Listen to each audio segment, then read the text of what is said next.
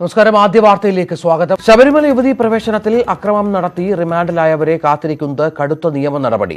പൊതുമുതൽ നശീകരണ നിരോധന നിയമപ്രകാരം 487 പേരെയാണ് റിമാൻഡ് ചെയ്തത്. പിഴത്തുക അടച്ചില്ല എങ്കിൽ 3 മുതൽ 7 വർഷം വരെ ശിക്ഷ ഇവർ അനുഭവിക്കേണ്ടി വരും.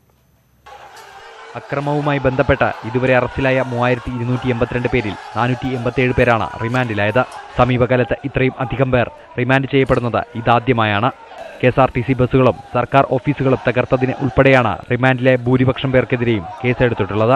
10,000 രൂപ മുതൽ 5 ലക്ഷം രൂപ വരെ പിഴ ചുമത്തിയാണ് കേസ്. പോലീസ് റിപ്പോർട്ട് കോടതി അംഗീകരിച്ചാൽ പിഴയടച്ചില്ലെങ്കിൽ ജയിലഴിക്കുള്ളിലാവും. 3 മുതൽ 7 വർഷം വരെ തടവ് ശിക്ഷ ലഭിക്കാവുന്ന കേസുകളാണ് ഏറെയും. അതത് പാർട്ടികൾ നഷ്ടപരിഹാരം നൽകിയില്ലെങ്കിൽ കേസിൽ ഉൾപ്പെട്ടവർ സ്വന്തം നിലയ്ക്ക് പിഴയടക്കേണ്ടി വരും. ഇത്രയധികം പേർക്ക് പാർട്ടി സഹായം ലഭിക്കാനിടയില്ല.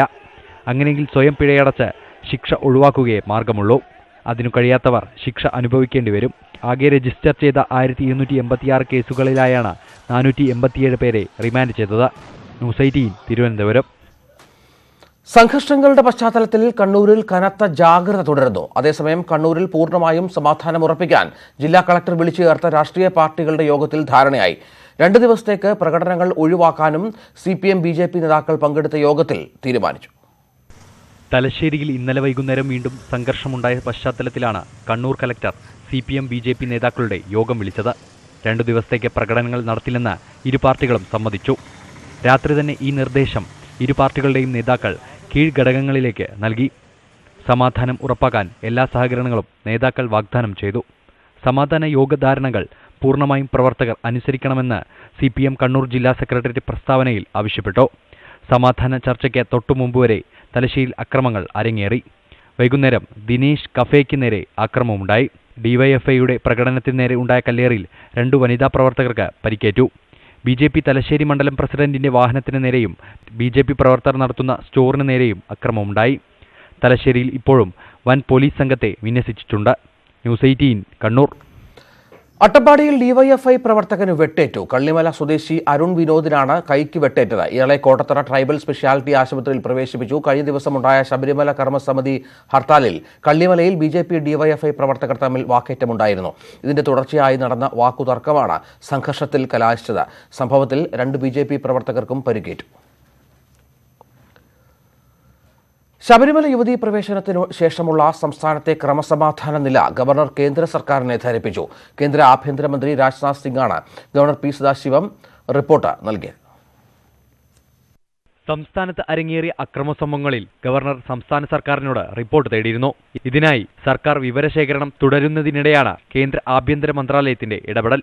ആഭ്യന്തര മന്ത്രാലയം ഗവർണറോട് റിപ്പോർട്ട് തേടിയതിനു പിന്നാലെയാണ് മന്ത്രി രാജ്നാഥ് സിംഗ് ഗവർണറെ വിളിപ്പിച്ചത്. സംസ്ഥാനത്ത് തുടരുന്ന അക്രമ സംഭവങ്ങളെക്കുറിച്ച് ഗവർണർ വിശദീകരിച്ചു. കേരളത്തിലെ ക്രമസമാധാന നില ആഭ്യന്തരമന്ത്രി രാജ്നാഥ് സിംഗിനെ ധരിപ്പിച്ചതായി ഗവർണർ അറിയിച്ചു. കേരളത്തിലെ സ്ഥിതിഗതികൾ ശ്രദ്ധാപൂർവം കേന്ദ്ര സർക്കാർ നിരീക്ഷിക്കുന്നുണ്ട്. അക്രമ സംഭവങ്ങളിൽ ഗവർണർക്ക് വിശദമായ റിപ്പോർട്ട് നൽകാനുള്ള സംസ്ഥാന സർക്കാരിന്റെ നടപടികൾ പുരോഗമിക്കുകയാണ്. ന്യൂസ് 18 തിരുവനന്തപുരം. കേരളത്തിൽ യാത്ര ചെയ്യുമ്പോൾ അതീവ ജാഗ്രത പുലർത്തണമെന്ന് അമേരിക്കയും ബ്രിട്ടനും പൗരന്മാർക്ക് നിർദ്ദേശം നൽകി. ഹർത്താൽ സംഘർഷങ്ങളുടെ പശ്ചാത്തലത്തിലാണ് ജാഗ്രതാ നിർദ്ദേശം. ജനക്കൂട്ടമുള്ള സ്ഥലങ്ങൾ കേരള യാത്രയിൽ ഒഴിവാക്കാൻ ബ്രിട്ടീഷ് വിദേശകാര്യ മന്ത്രാലയം പൗരന്മാരെ അറിയിച്ചിട്ടുണ്ട്. കേരളത്തിൽ ജനക്കൂട്ടമുള്ള സ്ഥലങ്ങളിൽ യാത്ര ഒഴിവാക്കണമെന്ന് ചെന്നൈയിലെ അമേരിക്കൻ നയതന്ത്ര കാര്യാലയം ഹർത്താൽ ദിനത്തിൽ തന്നെ സഞ്ചാരികൾക്ക് മുന്നറിയിപ്പ് നൽകിയിരുന്നു. Air India, jet Airways, IndiGo, Vistara തുടങ്ങിയ വിമാന കമ്പനികളും യാത്രക്കാർക്ക് ജാഗ്രതാ നിർദ്ദേശം നൽകി. ശബരിമല പ്രക്ഷോഭം കാരണം വ്യാപകമായ അക്രമം നടക്കുന്നതിനാൽ യാത്രക്കാർ അതീവ ജാഗ്രത പുലർത്തണമെന്നായിരുന്നു മുന്നറിയിപ്പ്. പിന്നാലെയാണ് കേരളത്തിലുള്ള ബ്രിട്ടീഷ് പൗരന്മാർ വാർത്തകൾ ശ്രദ്ധിച്ച് അതീവ കരുതലോടെ ഇരിക്കണമെന്ന് ബ്രിട്ടീഷ് വിദേശകാര്യ മന്ത്രാലയം മുന്നറിയിപ്പ് പുറപ്പെടുവിച്ചത്. പോലീസും പ്രക്ഷോഭകരും കേരളത്തിൽ മിക്ക ജില്ലകളിലും ഏറ്റുമുട്ടുന്നതിനാൽ തിരക്കുള്ള സ്ഥലങ്ങൾ യാത്രകളിൽ ഒഴിവാക്കണമെന്ന് മുന്നറിയിപ്പിൽ പറയുന്നു. സംഘർഷങ്ങളിൽ ഒരാൾ മരിക്കുകയും നിരവധി പേർക്ക് പരിക്കേൽക്കുകയും ചെയ്ത സാഹചര്യത്തിൽ വിദേശ പൗരന്മാർ ജാഗ്രത പുലർത്തണമെന്ന് മുന്നറിയിപ്പിൽ പറയുന്നു. ദൈവത്തിന്റെ സ്വന്തം നാടായ കേരളത്തിലെ അക്രമങ്ങൾ ലോകമാധ്യമങ്ങൾ വലിയ പ്രാധാന്യത്തോടെയാണ് പ്രസിദ്ധീകരിച്ചത്. ഇതിനു പിന്നാലെയാണ് വിദേശ സഞ്ചാരികൾക്കുള്ള ജാഗ്രതാ നിർദ്ദേശങ്ങൾ വന്നിരിക്കുന്നത്. പ്രളയത്തിൽ നിന്ന് കരകയറി തുടങ്ങിയ കേരളത്തിന്റെ വിനോദസഞ്ചാര മേഖലയ്ക്ക് ആശങ്ക കൂട്ടുന്നതാണ് ഈ ജാഗ്രതാ മുന്നറിയിപ്പുകൾ. News desk, news 18. സ്ത്രീ പ്രവേശനത്തെ ചൊല്ലി സംസ്ഥാനമൊട്ടാകെ അക്രമം തുടരുമ്പോഴും ശബരിമലയിൽ തീർത്ഥാടക തിരക്ക് തുടരുന്നു. ഇന്നലെ 1 ലക്ഷത്തോളം തീർത്ഥാടകരാണ് അയ്യപ്പ ദർശനം നടത്തിയത്. അതേസമയം ശബരിമലയിൽ പ്രഖ്യാപിച്ച നിരോധനാജ്ഞയുടെ കാലാവധി നീട്ടി. വരും ദിവസങ്ങളിൽ കൂടുതൽ സ്ത്രീകൾ അയ്യപ്പ ദർശനത്തിനെത്തുമെന്ന റിപ്പോർട്ടിന്റെ അടിസ്ഥാനത്തിലാണ് തീരുമാനം. മകരവിളക്ക് മഹോത്സവത്തിന്റെ ഒരുക്കങ്ങൾ വിലയിരുത്താൻ ദേവസ്വം പ്രസിഡന്റ് എ പത്മകുമാറിന്റെ നേതൃത്വത്തിൽ ഇന്ന് സന്നിധാനത്ത് യോഗവും ചേരും. ദീർഘനാളത്തെ നിയമ പോരാട്ടത്തിനും കാത്തിരിപ്പിനും ശേഷം അഗസ്ത്യാർകൂട യാത്രയ്ക്ക് തയ്യാറെടുക്കുകയാണ് ഒരു കൂട്ടം സ്ത്രീകൾ. വിലക്ക് മാറി വിജ്ഞാപനം വന്നതോടെ യാത്രയ്ക്കുള്ള ഓൺലൈൻ രജിസ്ട്രേഷൻ സ്ത്രീകൾ പൂർത്തിയാക്കി. വനം വകുപ്പിന്റെ അനുമതിയും സ്വന്തമാക്കി. പുരുഷന്മാർക്ക് നൽകുന്നതിനേക്കാൾ പ്രത്യേക സൗകര്യങ്ങൾ ഒന്നും ആവശ്യമില്ല എന്നാണ് യാത്രയ്ക്കൊരുങ്ങുന്ന സ്ത്രീകൾ പറയുന്നത്. 2 വർഷം നീണ്ട നിയമ പോരാട്ടം, പ്രതിഷേധങ്ങൾ, ഒടുവിൽ ഹൈക്കോടതിയിൽ നിന്ന് അനുകൂല വിധി ലഭിച്ചതോടെ അഗസ്ത്യമല കയറുന്ന ആവേശത്തിലാണ് ഇവർ. 10 പേരടങ്ങുന്നതാണ് സംഘം. വിവിധ ഗ്രൂപ്പുകളായാണ് യാത്ര. യാത്രയ്ക്കായി ഓൺലൈൻ രജിസ്ട്രേഷൻ പൂർത്തിയാക്കി അനുമതിയും നേടി. അഗസ്ത്യാർകൂടത്തിന്റെ ബേസ് ക്യാമ്പായ അതിരുമല വരെ പോകാൻ കഴിഞ്ഞ വർഷം അനുമതിയുണ്ടായിരുന്നു. എന്നാൽ ഏറ്റവും ഉയരത്തിൽ പോകാൻ അനുമതി വേണമെന്ന ആവശ്യവുമായി കോടതിയെ സമീപിക്കുകയും അനുകൂല വിധി സ്വന്തമാക്കുകയും ചെയ്തു. ഭയങ്കര സന്തോഷമാണ്. കാരണം 10-55 പേരുള്ള ഒരു ഗ്രൂപ്പിൽ 10 പേർക്ക് പെർമിഷൻ കിട്ടി. അതിൽ ഒരാളാവാൻ കഴിഞ്ഞതിൽ ഭയങ്കര സന്തോഷമാണ്. അഗസ്ത്യാർകൂട മലയുടെ ഏറ്റവും ഉയരത്തിൽ കയറുന്നതിനെതിരെ ആദിവാസികളും ചില സംഘടനകളും പ്രതിഷേധമുയർത്തിയിരുന്നു. എന്നാൽ ഈ പ്രതിഷേധത്തെക്കുറിച്ച് ഇവരുടെ പ്രതികരണം ഇങ്ങനെ: അവരുടെ ഒരു ആവശ്യം എന്ന് വെച്ചാൽ അവിടെ പൂജ ചെയ്യാൻ പോകരുത് സ്ത്രീകൾ എന്നാണ്. ഞങ്ങൾക്ക് പൂജ ചെയ്യേണ്ട, ഞങ്ങൾക്ക് കാട് കാണുക, ആസ്വദിക്കുക, ട്രക്കിംഗ് നടത്തുക, ഇതൊക്കെ തന്നെയാണ് ഞങ്ങളുടെ ഏറ്റവും പ്രധാനപ്പെട്ട ആഗ്രഹം എന്ന് പറയുന്നത്. 14 വയസ്സിന് മുകളിൽ പ്രായമുള്ള കായികക്ഷമതയുള്ള ആർക്ക് വേണമെങ്കിലും അഗസ്ത്യാർകൂടത്തിൽ കയറാൻ അപേക്ഷിക്കാം. എന്നാൽ ആദ്യ ദിവസം തന്നെ ബുക്കിംഗ് പൂർത്തിയായി. ന്യൂസ് 18 തിരുവനന്തപുരം. അതിശൈത്യത്താൽ വിറച്ച് തമിഴ്നാടിന്റെയും മലയോര മേഖല. -3 ഡിഗ്രി വരെ താപനില താഴ്ന്നതോടെ മഞ്ഞുവീഴ്ചയുമുണ്ടായി. ഊട്ടി, കൊടൈക്കനാൽ തുടങ്ങിയ മേഖലകളിലേക്ക് ഇതോടെ സന്ദർശക പ്രവാഹം തുടങ്ങി.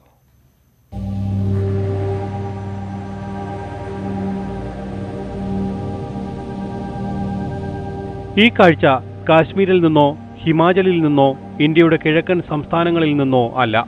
ഊട്ടിയും കൊടൈക്കനാലുമെല്ലാം ഇപ്പോൾ ഈ വിധമാണ്.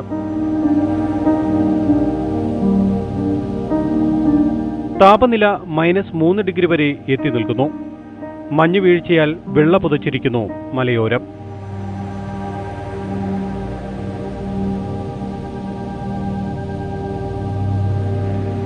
ഇതോടെ ഊട്ടിയിലേക്കും കൊടൈക്കനാലിലേക്കും സന്ദർശക പ്രവാഹമാണ്. News desk news 18. ഊട്ടിയിലും മൂന്നാറിലും കൊടും തണുപ്പാണെങ്കിൽ കശ്മീരിലെ സ്ഥിതി എന്താകും? വിശേഷണങ്ങൾക്കപ്പുറത്താണ് പുതുവർഷത്തിൽ കശ്മീരിലെ മഞ്ഞുവീഴ്ച. ജമ്മു കശ്മീരിലെ എല്ലാ വിനോദസഞ്ചാര കേന്ദ്രങ്ങളും മഞ്ഞിനടിയിലാണ്.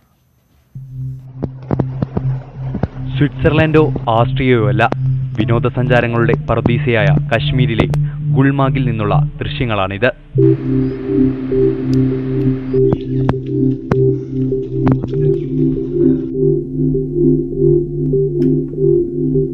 വെള്ളിയാഴ്ച തുടങ്ങിയ മഞ്ഞുവീഴ്ചയാണ് ജമ്മു കശ്മീരിനെയാകെ വെള്ളപ്പരവതാനിക്കടിയിലാക്കിയത്. കഴിഞ്ഞ ദിവസങ്ങളിൽ വീശിയടിക്കുന്ന കടുത്ത ശീതക്കാറ്റിന് ഇതോടെ ശമനമായി. ശ്രീനഗറിൽ 25 സെന്റിമീറ്ററിലധികം മഞ്ഞുവീഴ്ചയുണ്ടായി.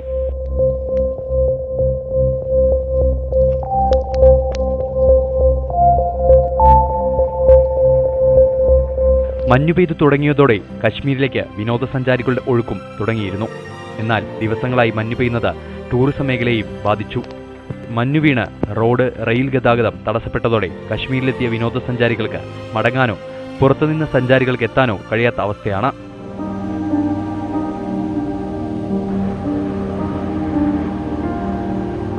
റോഡ്, വ്യോമഗതാഗതം പുനഃസ്ഥാപിക്കുന്നതും കാത്തിരിക്കുകയാണ് ഗുൽമാർഗ് അടക്കമുള്ള കാശ്മീരിലെ ലോകപ്രശസ്ത വിനോദസഞ്ചാര കേന്ദ്രങ്ങൾ. National desk news 18. കേരളത്തിൽ ഇപ്പോൾ അനുഭവപ്പെടുന്ന അസാധാരണമായ തണുപ്പിനു കാരണം ഇറാൻ, അഫ്ഗാൻ മേഖലയിൽ നിന്നുള്ള ശീതക്കാറ്റാണെന്ന് വിദഗ്ധർ പറയുന്നു. ജനുവരി അവസാനം വരെ ഈ കാലാവസ്ഥ തുടരാനാണ് സാധ്യത. കേരളത്തിൽ ഈയാഴ്ച ഏറ്റവും കുറഞ്ഞ താപനില രേഖപ്പെടുത്തിയത് പുനലൂരിലാണ്, 16 ഡിഗ്രി സെൽഷ്യസ്. മിക്ക ജില്ലകളിലും മുൻവർഷത്തേക്കാൾ 4 ഡിഗ്രി വരെ കുറവാണ് രാത്രി താപനില. എന്നാൽ പകൽ താപനിലയിൽ കാര്യമായ വ്യത്യാസമില്ല. ഉച്ചസമയത്ത് നല്ല ചൂടും അനുഭവപ്പെടുന്നു. അന്തരീക്ഷത്തിലെ പകലീർപ്പം 19% വരെ കുറഞ്ഞു.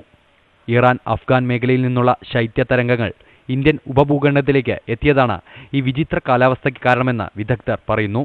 ശീതക്കാറ്റ് കാരണം ഇന്നു മുതൽ ഒരാഴ്ച വടക്കേ ഇന്ത്യയിലെ തണുപ്പ് കൂടും. ഇതിന്റെ പ്രതിഫലനം കേരളമടക്കം തെക്കേ ഇന്ത്യൻ സംസ്ഥാനങ്ങളിലും ഉണ്ടാകുമെന്ന് കാലാവസ്ഥാ കേന്ദ്രം അറിയിച്ചിട്ടുണ്ട്. കോയമ്പത്തൂരിലും ഡിണ്ടിഗലുമടക്കം തമിഴ്നാട്ടിലെ പല സ്ഥലത്തും രാത്രി താപനില 0-ലും കുറയും. ഇതോടെ കേരളത്തിലും തണുത്തു വിറയ്ക്കും. മേഘങ്ങൾ കുറവായതിനാൽ പകൽ ചൂട് ശക്തമായിരിക്കും. ന്യൂസ് 18 തൃശൂർ. ലോക്സഭാ തെരഞ്ഞെടുപ്പിൽ ബംഗളൂരു സെൻട്രൽ മണ്ഡലത്തിൽ നിന്ന് മത്സരിക്കുമെന്ന് നടൻ പ്രകാശ് രാജ്. സ്വതന്ത്രനായാകും മത്സരിക്കുക എന്നും പ്രകാശ് രാജ് വ്യക്തമാക്കി. പുതുവത്സരത്തിൽ മത്സരിക്കുന്നു എന്ന് പ്രഖ്യാപിച്ചിരുന്നുവെങ്കിലും മണ്ഡലം ഏതെന്ന് വ്യക്തമാക്കിയിരുന്നില്ല. ശനിയാഴ്ചയാണ് ഏത് മണ്ഡലത്തിൽ നിന്ന് മത്സരിക്കുമെന്ന് താരം ട്വിറ്ററിൽ പങ്കുവച്ചത്. പൗരന്റെ ശബ്ദം പാർലമെന്റിൽ എന്ന ഹാഷ്ടാഗോടെയാണ് ട്വീറ്റ് അവസാനിക്കുന്നത്. നിരവധി വിഷയങ്ങളിൽ തന്റെ നിലപാട് വ്യക്തമാക്കിയ പ്രകാശ് രാജ് രാഷ്ട്രീയ മോഹങ്ങൾ ഇല്ല എന്നായിരുന്നു നേരത്തെ പറഞ്ഞിരുന്നത്. കഴിഞ്ഞ കർണാടക തെരഞ്ഞെടുപ്പിൽ സിദ്ധരാമയ്യയ്ക്ക് വേണ്ടി താരം പ്രചരണത്തിന് ഇറങ്ങിയിരുന്നു. കോഴിക്കോട് ചെങ്ങോട്ടുമലയിൽ സ്വകാര്യ കമ്പനിക്ക് ക്വാറി ലൈസൻസ് ലഭ്യമാക്കാൻ വ്യവസായ വകുപ്പിന്റെ ഇടപെടൽ എന്ന ആരോപണം. നേരത്തെ ഏകജാലക സംവിധാനം വഴി കൊട്ടൂർ പഞ്ചായത്ത് മടക്കിയ ലൈസൻസ് അപേക്ഷയിൽ വീണ്ടും ഹിയറിംഗ് നടത്തി. കൊയിലാണ്ടി നരയൻകുളം ചെങ്ങോട്ടുമലയിലെ 4.8 ഹെക്ടർ സ്ഥലത്ത് കരിങ്കൽ ഖനനത്തിനായാണ് ഡെൽറ്റ ഗ്രൂപ്പ് വഴിവിട്ട നീക്കം നടത്തുന്നത്. നേരത്തെ വിദഗ്ധ പഠനം നടത്താതെ ഖനനത്തിന് മുൻ കളക്ടർ UV ജോസ് മുൻകൈയെടുത്ത് പാരിസ്ഥിതികാനുമതി നൽകിയത് വിവാദമായിരുന്നു. ഇതിനു പിന്നാലെയാണ് Delta group dangerous and offensive ലൈസൻസിനായി നീക്കം നടത്തിയത്. ലൈസൻസിനായി ഡെൽറ്റ ഗ്രൂപ്പ് ഹൈക്കോടതിയിൽ നൽകിയ കേസ് നടക്കുന്നതിനിടെ ക്വാറി കമ്പനിയുടെ അപേക്ഷ തിരക്ക് പിടിച്ച് ഹിയറിംഗിനെത്തിക്കുകയായിരുന്നു. EC റദ്ദ് ചെയ്യണമെന്ന് പറഞ്ഞുകൊണ്ട് ഹൈക്കോടതിയിൽ കേസ് നിലനിൽക്കുകയാണ്. അതിൽ പഞ്ചായത്ത് ഉൾപ്പെടെ കക്ഷി ചേർന്നുകൊണ്ട് കേസ് മുന്നോട്ട് പോകുന്ന അവസരത്തിൽ ചീഫ് സെക്രട്ടറിയുടെ ഓഫീസിൽ നിന്നും അനധികൃതമായിട്ട് ഈ കോറിക്ക് വേണ്ടി ഇടപെട്ടുകൊണ്ട് കലക്ടറെയും സമ്മർദ്ദത്തിലായിക്കൊണ്ട് പഞ്ചായത്ത് സെക്രട്ടറിയെ വിളിപ്പിച്ചുകൊണ്ട് ഒരു ഹിയറിംഗ് നടത്തുകയാണ്. എന്തുകൊണ്ട് നിങ്ങൾ ഇതിന് അനുമതി കൊടുത്തില്ല, കോറിക്ക് അനുമതി കൊടുക്കുന്നില്ല എന്ന് പറഞ്ഞുകൊണ്ട് പഞ്ചായത്ത് പ്രസിഡന്റിനെ പോലും അറിയിച്ചില്ല. നേരത്തെ ന്യൂനത ചൂണ്ടിക്കാണിച്ച് കോട്ടൂർ പഞ്ചായത്ത് തള്ളിയ അപേക്ഷയാണ് ഹിയറിംഗിലെത്തിയത്. അപേക്ഷ തള്ളണമെന്ന് കോട്ടൂർ പഞ്ചായത്ത് ഭരണസമിതി ഹിയറിംഗിൽ നിലപാടെടുത്തു. ഹിയറിംഗിലൂടെ നമ്മൾ സമർപ്പിച്ച കാര്യങ്ങൾ ജില്ലാ കളക്ടർ ബോധ്യപ്പെടുത്തത് മുഖാന്തരം ഈ ഒരു അപേക്ഷ റിജക്റ്റ് ചെയ്യാൻ വേണ്ടി തീരുമാനമെടുക്കുകയും ചെയ്തു. കോട്ടൂർ പഞ്ചായത്തിലെ 8 ഗ്രാമസഭകൾ ഇതിനകം ഖനനത്തിനെതിരെ പ്രമേയം പാസാക്കി. ക്വാറി പദ്ധതി രേഖയിലെ ന്യൂനതകൾ പരിഹരിക്കാത്തതിനാൽ ജില്ലാ കളക്ടർ അപേക്ഷ തള്ളി. ന്യൂസ് 18 കോഴിക്കോട്. സംസ്ഥാനത്ത് ഈ മാസം 1 ലക്ഷത്തിലേറെ പട്ടയങ്ങൾ വിതരണം ചെയ്യുമെന്ന് റവന്യൂ മന്ത്രി ഇ ചന്ദ്രശേഖരൻ. അർഹരായ എല്ലാവർക്കും ഭൂമി നൽകുകയാണ് സർക്കാർ ലക്ഷ്യമെന്നും മന്ത്രി പാലക്കാട്ട് പറഞ്ഞു. പാലക്കാട്ട് മാത്രം 3 ലക്ഷത്തിലേറെ പേരാണ് ഭൂമിക്കായി കാത്തിരിക്കുന്നത്. ഇതിനിടെ റവന്യൂ, വനം വകുപ്പുകളുടെ തർക്കങ്ങളിൽ കുടുങ്ങിവരുമുണ്ട്.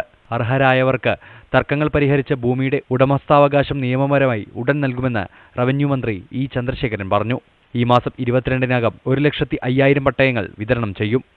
5 വർഷത്തിൽ 2.5 വർഷമാകുമ്പോൾ ഇവിടെ സൂചിപ്പിച്ചതുപോലെ നാലാമത് തവണ കൂടിയായാൽ 9,664 പേർക്ക് അവരുടെ കൈവശമിരിക്കുന്ന ഭൂമിയുടെ ഉടമസ്ഥാവകാശം ഉറപ്പാക്കുന്നതിനുള്ള രേഖ നൽകിക്കഴിഞ്ഞു എന്നതാണ് ഈ സന്ദർഭത്തിൽ പറയാനുള്ള ഒരു കാര്യം. പാലക്കാട് 3,253 പേർക്കാണ് പട്ടയം നൽകിയത്. മണ്ണാർക്കാട്, ചിറ്റൂർ താലൂക്കുകളിലായ 931 ആദിവാസികൾക്കും പട്ടയം കിട്ടി. നെല്ലിയാമ്പതിയിലെ 104 ആദിവാസി കുടുംബങ്ങളും ഇതിൽപ്പെടും. ഭൂരഹിതരായ മുഴുവൻ ആദിവാസി കുടുംബങ്ങൾക്കും പട്ടയം നൽകുമെന്ന് മന്ത്രി AK ബാലൻ പറഞ്ഞു.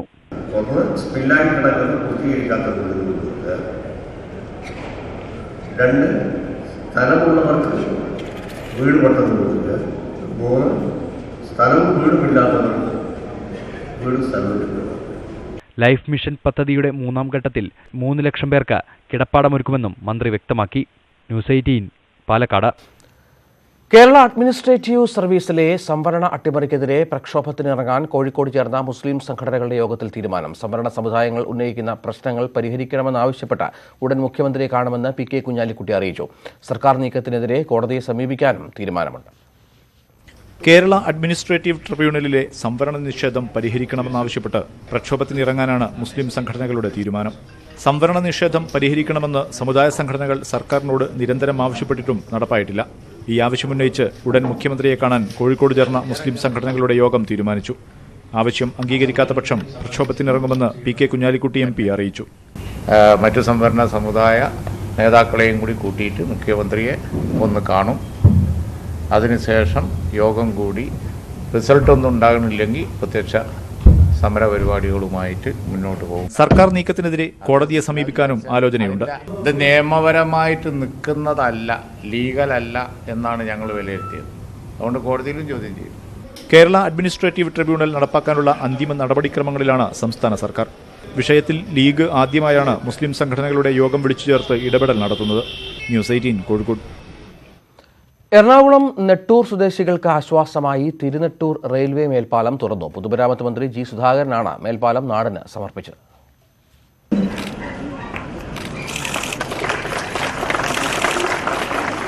തീരദേശ റെയിൽപാത വന്നതോടെ ഒറ്റപ്പെട്ടു പോയ നെട്ടൂരിലെ തീരദേശവാസികളുടെ യാത്രാ ദുരിതത്തിന് പരിഹാരമായാണ് തിരുനെട്ടൂർ റെയിൽവേ മേൽപ്പാലം. 2015 ഒക്ടോബറിലാണ് പാലത്തിന് കല്ലിട്ടത്. MLA MP ഫണ്ടുകൾ പ്രയോജനപ്പെടുത്തിയാണ് 10 കോടി ചെലവിൽ മേൽപ്പാലം നിർമ്മിച്ചത്. 310 മീറ്റർ നീളവും 4.75 മീറ്റർ വീതിയുമുള്ള പാലത്തിൽ ഇരുവരി ഗതാഗതം സാധ്യമല്ല. ഇരുഭാഗത്തും സിഗ്നൽ ലൈറ്റുകൾ സ്ഥാപിച്ചാണ് ഗതാഗത നിയന്ത്രണം. ദേശീയപാത വികസനത്തിനടക്കം 2.5 വർഷമായി സംസ്ഥാനം തയ്യാറാണെന്നും എന്നാൽ പദ്ധതിക്ക് കേന്ദ്രം കാലതാമസം വരുത്തുകയാണെന്നും മേൽപ്പാലം നാടിന് സമർപ്പിച്ച ശേഷം മന്ത്രി ജി സുധാകരൻ പറഞ്ഞു.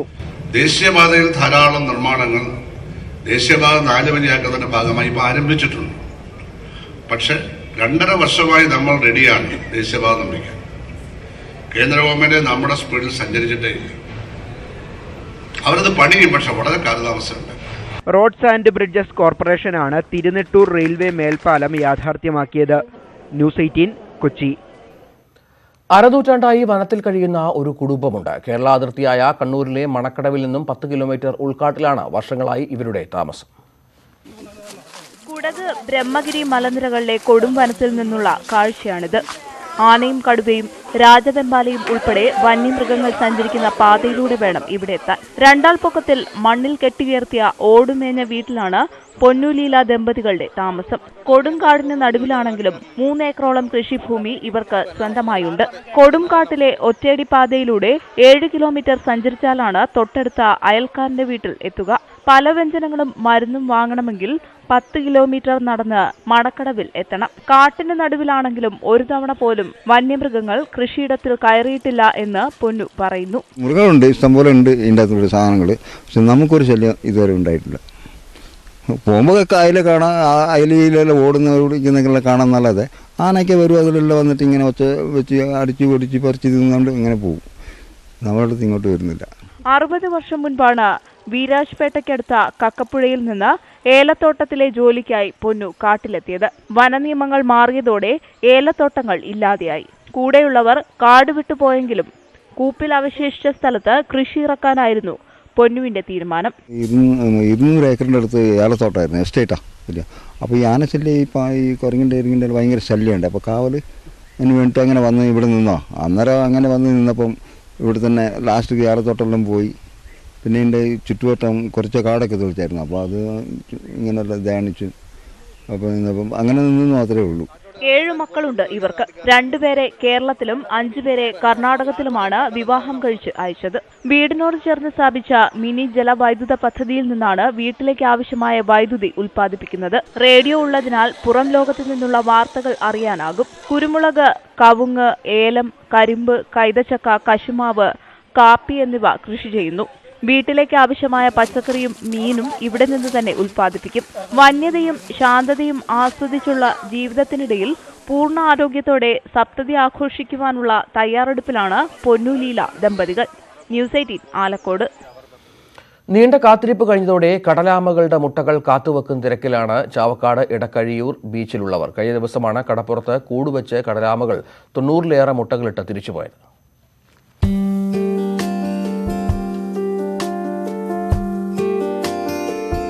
കടലാമ സംരക്ഷകരായ ഗ്രീൻ ഹാബിറ്ററ്റിന്റെ പ്രവർത്തകർ ടർട്ടിൽ വാക്കിനിടെയാണ് കടലാമകൾ കൂടുവെക്കുന്ന അപൂർവ രംഗത്തിന് സാക്ഷിയായത്. കടലാമകൾ തിരിച്ചുപോയ ശേഷം മുട്ടകൾ സുരക്ഷിത സ്ഥാനത്തേക്ക് മാറ്റി. ആമക്കുഞ്ഞുങ്ങൾ പുറത്തുവരാൻ 45 ദിവസത്തോളം എടുക്കും.